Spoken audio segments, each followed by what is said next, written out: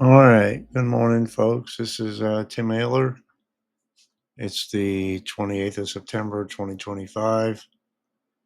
I hope y'all doing well today. There's been some more rightward shift in the track guidance for TD9, which is roughly right in here.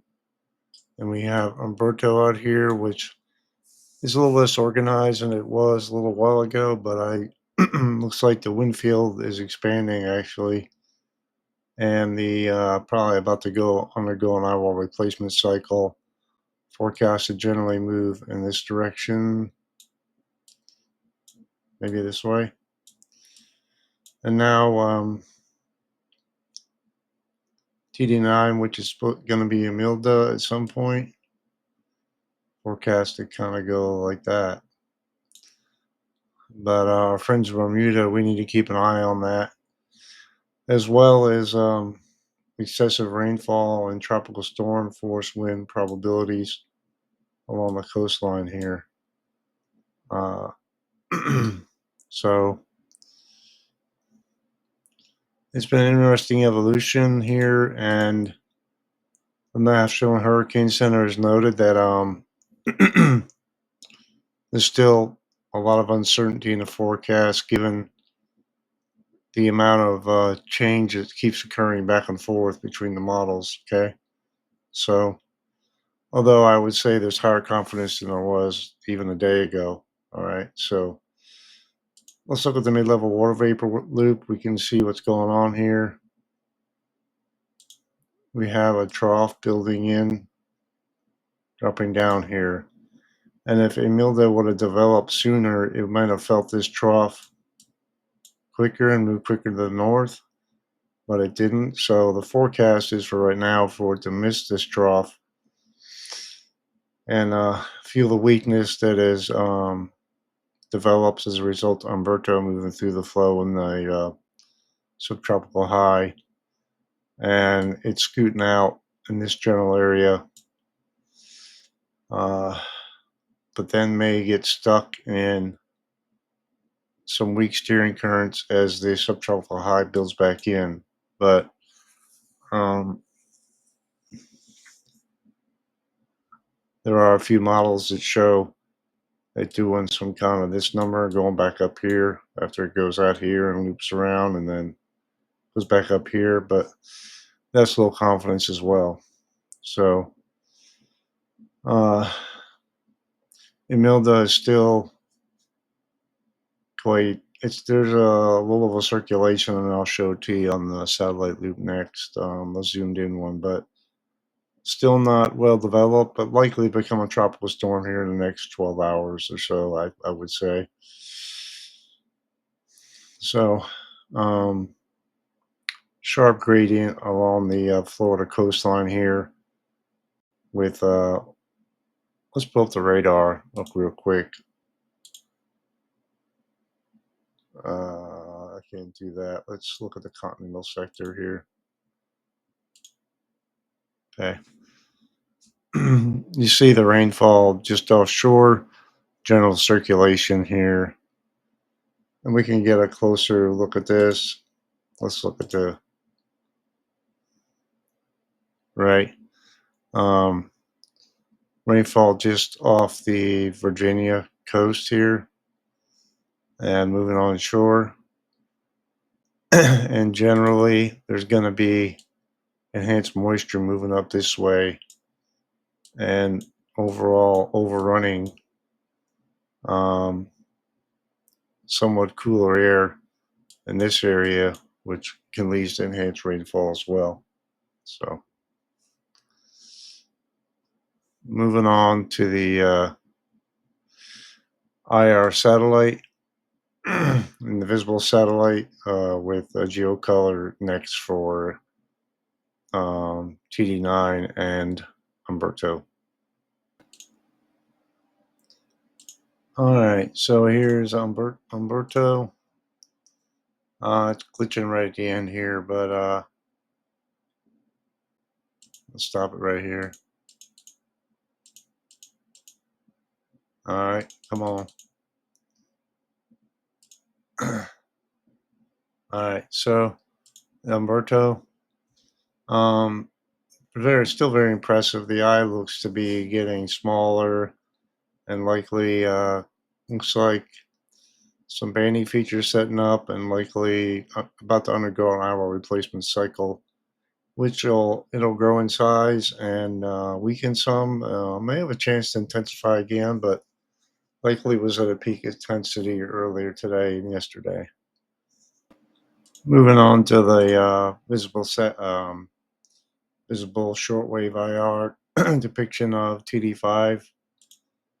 You can see the low level swirl almost right here.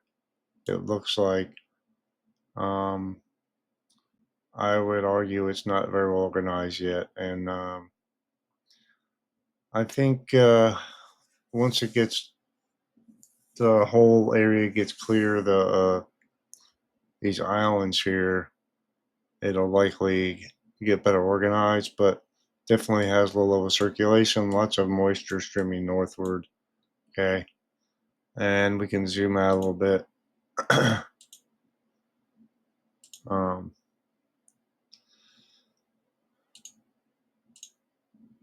a little bit better idea of the large moisture pocket associated with this, moving generally this way. Okay, so and there's Humberto out there. You can almost make out the outer ring of the moat forming there.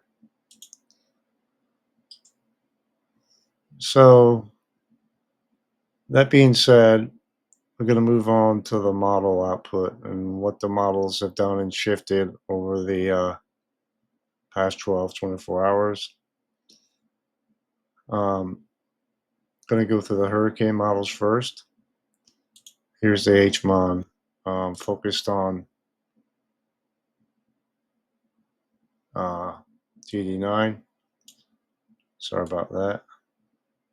Starts out down here, generally where it is right now. Strengthened some right off the Florida coast. Potentially bringing tropical storm force winds, and then moves a little faster and out towards Bermuda. See Bermuda right there. Okay, this is just to illustrate how the models have changed, right? So what does the HWRF show here? We have Humberto and what is Imelda at this point. This is Monday morning. Same thing, brings it pretty close to the coast, then moves it out to sea, right? But right toward Bermuda. And then after that, it doesn't go any further than that, all right? Humberto makes it pretty close past Bermuda as well. The HAFS-A hurricane model, I would argue that it goes out to sea even quicker now, or recurs. And Humberto kind of dissipates and they both get involved with each other there. So maybe they get married out in the ocean. I don't know. But by the fish. Anyway, that's oh well, it's my humor. Has-be parent, same solution. It almost seems further south here. About the same. And from what I understand, the hurricane models are all based off GFS um, in some way. So um, it's not surprising if these all kind of agree with each other, right? In some way, at least, basically, right? That's what Levi Cohen, he's an expert in this stuff, and he was talking about that yesterday. He goes to show you there's always something to learn, right? So, what's driving some of the steering currents? Okay. Uh, this is a look at the European model. We have 850 millibar surface depiction here of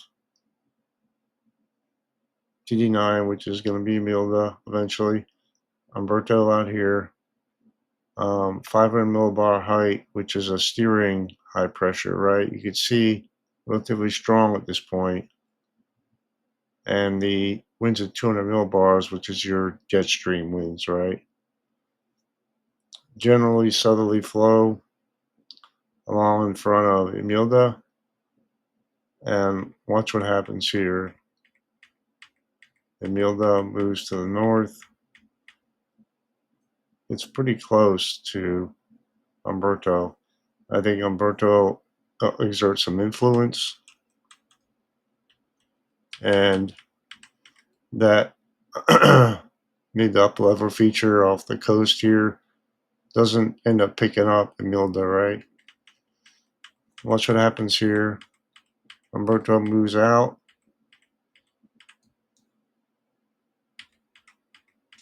and Emilda gets caught up.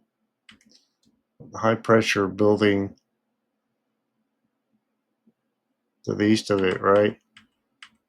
And this solution moves it somewhat northward here as a trough builds into the northeast again. And that's it for that. GFS, roughly similar solution, although yeah, same thing, but the high pressure is further to the east here. Okay, there's a high pressure build in over the continent of the US as well, with this trough in between it. European AI model is a little bit different and a lot further west with Emilda and what happens to it. This high pressure is a lot further west, right? Hangs on and builds and forces Emilda almost to the north here until it reaches the jet stream, moves out. So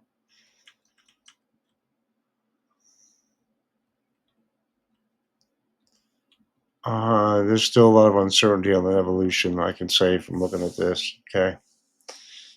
So what does a Google DeepMind say? Right? Google DeepMind. This is the Google DeepMind and the Euro models all combined. You can see there's still some members that bring it onshore. Not many though. And they all want to take it out to sea. You see the Euro solution and the II models kind of back it up to the north here as it encounters that high pressure, right? Just different speeds. And thankfully, after that, the tropics for the Atlantic Basin looked pretty quiet for a while.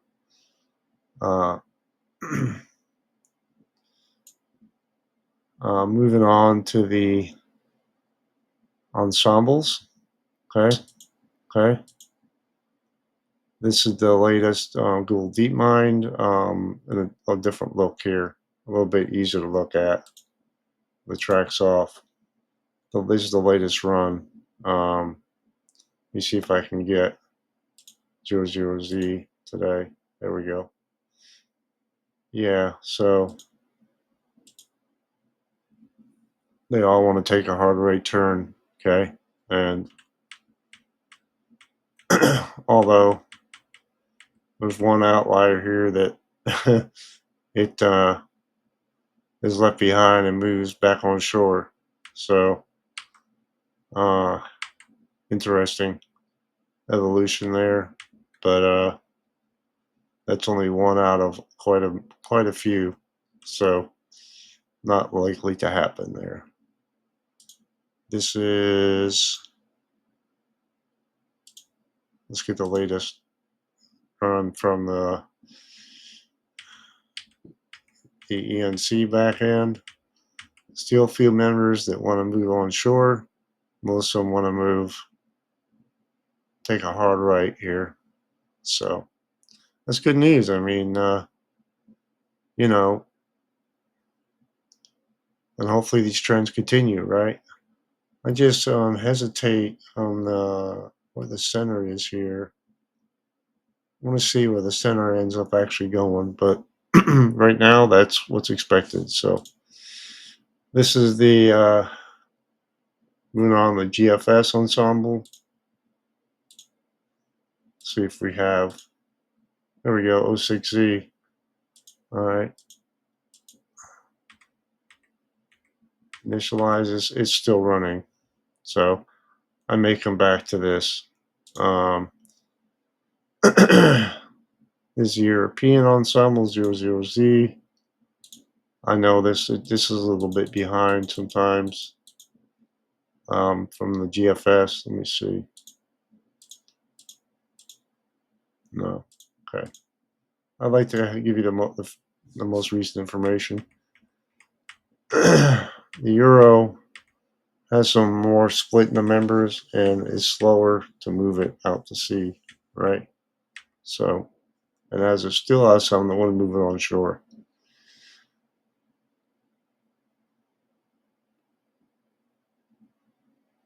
Right. Okay, so here is the latest from the National Hurricane Center. I probably should have done this first. I apologize, but utilize the timestamps and you'll find it here. Tropical Depression 9, 35 miles per hour, moving to the north-northwest at 7 miles per hour.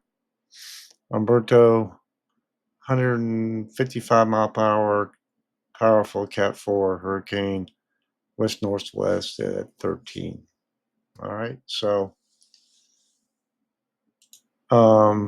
these are the tropical storm force winds probabilities associated with TD9 and Humberto along the coast of Florida. Looks like the most potential impacts, and the Bermuda, right? This is as of 2 a.m. 58 mile per hour, still possible along the coast of Florida, but not likely, and still possible along to the right of Humberto. It really depends on its ultimate track and intensity. All right, so and hurricane probabilities low in Bermuda, but not zero. Okay, this is a cone of uncertainty for TD9. It's at 5 a.m. Tropical storm warnings along the Bahamas and all the different islands there. Tropical storm watch along the Florida East Coast. Forecast to be a hurricane. The center of the cone, although it's quite wide, may impact Bermuda as well. Okay. These are the key messages for Tropical Depression 9. Heavy rainfall continues along Cuba, Bahamas, Turks Caicos, and potential impacts from rainfall. Looks like the biggest threats as of right now for the southeast. And of course, rip currents and waves are big impacts as well, and I'll show you those next here. Rainfall, latest flash flood. These are flash flood risk areas. Okay, slight risk of flash flooding all along the coastline here and inland, just on these three Appalachians over the next 3 days. Okay, so through Monday morning is day one. Through Tuesday morning, you can see where the threats are: yellow and green, and yellow and green here. So slight risk. And this is the chance of exceeding flash flood guidance within 25 miles of a point. And this will probably change and move based on the final, as we get closer to the track of this system. Okay, the further north it goes, the more likely to push more moisture onshore. All right, so that's another graphic here. Here is the rip current risk for today. High rip current risk along the Florida coast up into the Georgia, South Carolina area and the border there. Of course, Humberto and TD9 are both impacting these things, right? Tomorrow moves further to the north, and you have a rip current risk all along the coastline here. Okay. And lastly, waves. This is a GFS depiction of the wave direction and heights. You can see the highest with Humberto. Oops. Here, TD9, where it thinks it's going to be. Potential impacts on Bermuda a few times in the next several days, and the East Coast as well. So we're going to have to really keep tracking this thing for a while. This is Thursday, right? So I'm going to go back to the GFS ensemble, see how many hours we got out still. Let's take a look here.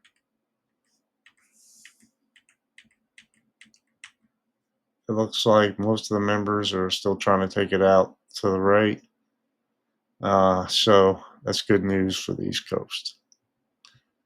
That's all I got for today, guys. I'll probably do a video later today again with some updates. Hopefully, these trends will continue. But as the experts said, there's still more than greater uncertainty right now based on the large track changes over the past 12, 24 hours. So stay tuned.